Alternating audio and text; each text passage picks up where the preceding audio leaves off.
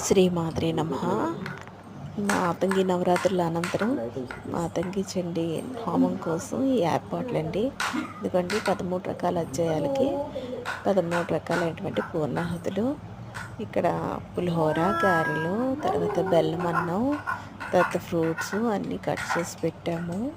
ఇంకా పని అవుతుంది, మార్నింగ్ నుంచి చేస్తున్నా, ఇంకా అవ్వటం లేదు. సేవకైతే వచ్చారు, ముగ్గురు వచ్చారు, చేస్తున్నారు. ఇదిగోండి లల్లు వచ్చేసారు.